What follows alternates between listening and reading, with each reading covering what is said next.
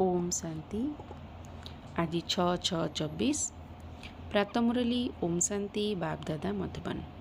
आज महावाक्य बाबा कहले, मिठे बच्चे, शिव बाबा बगीचार मालिक अटंती। तेणु यही मालिकों निकटकू तुमे माली माने भल भल सुगंधयुक्त फूल अर्थात आत्मा मानकु आनिबाकु हेबो। एभली फूलगुड़िकु आण नाही जे कि मौली जाइथिबो। आजिर प्रश्न, बाबांकर दृष्टि केउं पिलामानक उपरे पड़ुछि, काहा उपरे पड़ुनाही? उत्तर, जेउ माने उत्तम सुगंध प्रदान करुथुबा फूल सबु अछंती बा अनेक कंटागुड़िकु फूल करिबार सेवा करुछंती, सेमानकु देखि बाबा खुशी होइथांती एवं सेही मानक उपरे ही बाबांकर दृष्टि पड़िथाए। किंतु जेउ मानकर वृत्ति खराब, दृष्टि धोकाबाज, सेमानक उपरे बाबांकर दृष्टि भी पड़ी न थाए।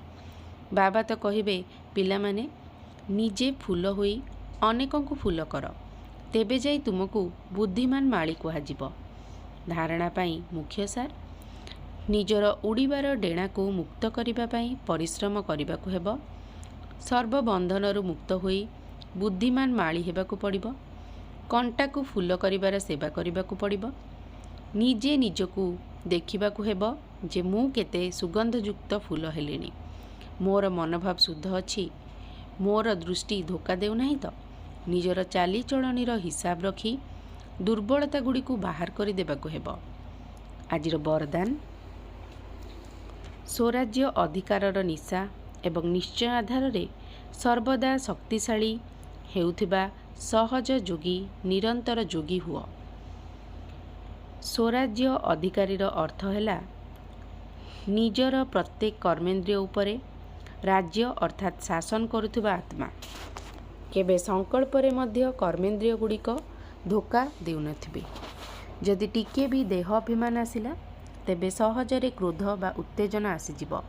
किंतु जिए स्वराज्य अधिकारी आत्मा, से सर्वदा निरहंकारी एवं निर्माण चित्त होई सेवा करिथांती। सेथिपाई मु स्वराज्य अधिकारी आत्मा अटे। एही निश्चय एवं निशा आधार रे शक्तिशाली होई मायाजित तथा जगतजित हुआ, ताहले सहज जोगी एवं निरंतर जोगी होइजिब।